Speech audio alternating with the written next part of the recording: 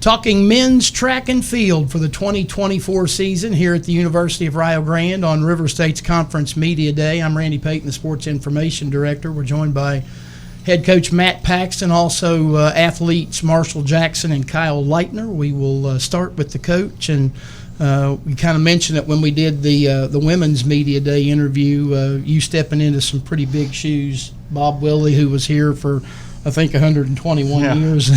We say that very lovingly, but you're kind of getting settled into a tough guy to try to replace. Oh, it is, and as I said, you're not going to replace Coach Willie. You're just going to hope to build on what he had run here for a long time, and hope to put your own mark on it, because there's no emulating Coach.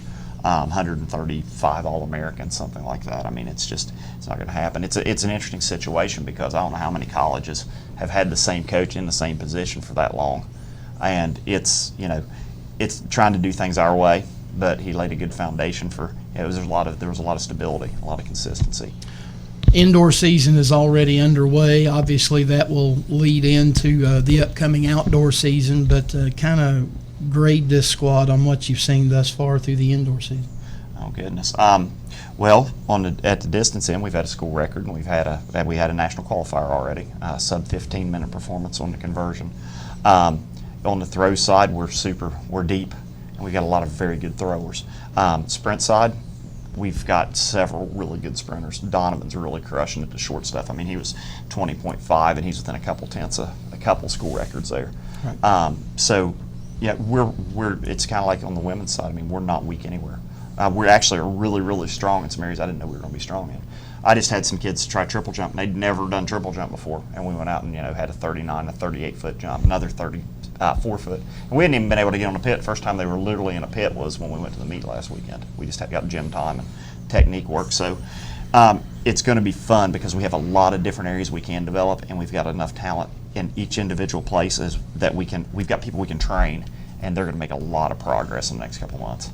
You mentioned Donovan Woodson, sprinter, Tyler Jenkins, who has had national success both in track and field and at cross country. The guy on the end, Kyle Leitner, just a couple of weekends ago, setting a new school record in the indoor in the 800. Kyle, talk about what you've been able to accomplish this season and what you look for as we go transitioning in from indoor to outdoor. I think indoor is a little bit more difficult to get the grip of how to run. Just, I don't know, the difference in the turns of a 200-meter track to a 400-meter track, especially being a little taller. It's a lot more difficult to get used to, but the group that we have this year has been phenomenal as far as training with. Without them this year, I don't think I'd have ever come close to breaking the school record. I mean, we have such a good group that works together every day to push each other. And then we can't forget about bringing in Nathan Hood, too. He was a 148 guy, and I mean, he's a national record holder for Grenada. Without him, my success wouldn't be accomplishable. Marshall, kind of talk about what to expect out of the throwers this year. Coach mentioned a lot of good quality people involved. Well, so this year we brought in a lot of freshmen, a lot of good freshmen. We got a kid from West Virginia, 3-time state champion in Rowan Gerlach, a couple kids from down here near school, and they're doing a fantastic job adjusting to the heavier shot put and the heavier weight. And then we've got a lot of older guys, myself, Eric is being our GA this year. We're just super deep in the men's side and the women's side. I'm super excited for the throws this year. We definitely have 5-6 people in every event that can really push some numbers out there this year.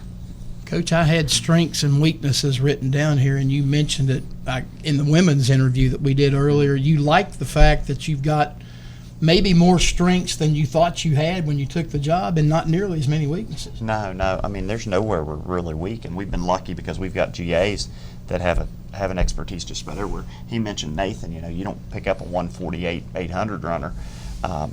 You've got to get a little bit lucky to get a 148 guy in here, and these guys get to see he's a role model for them. On women's distance, we've got Sierra. I mean, she was second in the country for women.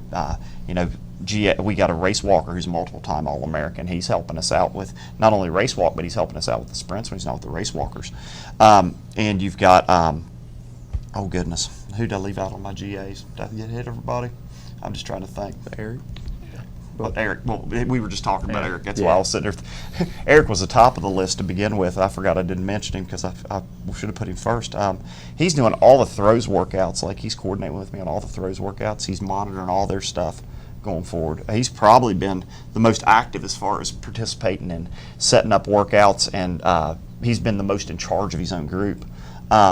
Those guys, I didn't mention them in the women's interview, and I should have, because every single event area, we've got a GA that knows what they're doing.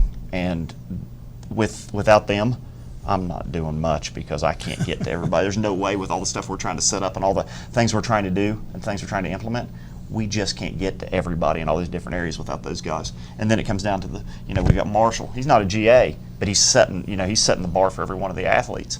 And you've got Kyle. He's setting the bar for every middle distance and most of the distance kids. And even a lot of the sprinters look up to him as well.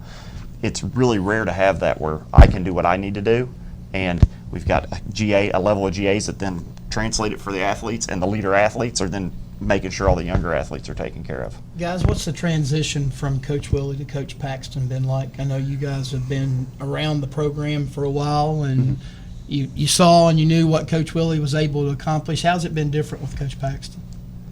It's been, I wouldn't say it's been like too drastically different, but it's been a little changes, a little bit of good changes for the better as far as like for the team. A little bit more team cohesion, everyone working together, and it's not just the thinking of an individual sport, it's everyone working together as an entire group. I think it's been pretty nice this year. Marshall? I completely agree with that. And then also, it's a little bit more fast-paced. Willie was a little bit slower. Nothing against him. That's the way he coached. Paxton's a little faster, and I like doing it either way. I can adjust either way, so I really do like the fast pace, and I think a lot of kids on the team definitely are definitely getting to the point that they're accepting it now. We talked earlier, it's all about peaking at the right time. That was something that, regardless of the numbers or the situation, that Coach Willie was able to pull off, and I guess that's now job one for you. It is, and I feel like we will peak well when it comes time to doing that. I feel like these guys, we pushed out some new things. Said I'm fast-paced. I'm pretty intense. I'm pretty hands-on with stuff, and try not to micromanage. But we really do, like, we pushed an online training platform, and I think they're coming in a lot better shape. Not so much the throws, but all the other areas are in a lot better shape physically, because they had a lot of accountability over break. So I feel like our base, would you agree, our base is probably in a little bit better shape right now. So I feel like we have a lot more to work off of, that we can really peak well we're going to have a mini peak for indoor, because you can't really peak great twice. Right. But by middle of outdoor, it'll be quite a bit of fun around here. We're going to have to make a mark.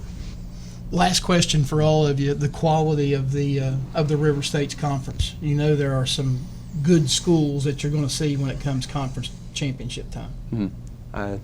As far as right now, it's between us and Point Park.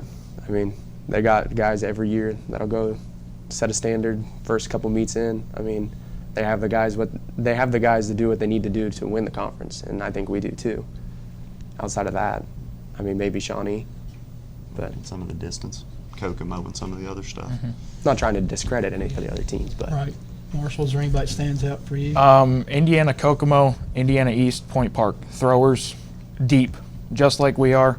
All three of those teams have been with us the last year especially, and I think it's going to be really good for us, because we're going to have to step up our game in order to throw against those guys. Coach? Competition makes you better, and we're going to get good comp. What's really neat is, in the throws, we have the ability to be the best throwers. We have the ability to be the best distance runners. We have the ability to be the best sprinters. We have the ability to be the best hurdlers. We have people everywhere, and it's just going to come down to depth, and it's going to come down to our guys that can do it. Like Kyle's got 2 guys or 3 guys from Point that are right on him. If we get them, we got it. There's a sophomore from Point that's up there in the weight, especially. If we compete with people we can compete with, we're going to have a heck of a good time. And there are the people there, and they'll make us better. Make us a lot better. Well, there you go. There's the word on the 2024 season for the University of Rio Grande men's track and field here on River States Conference Media Day.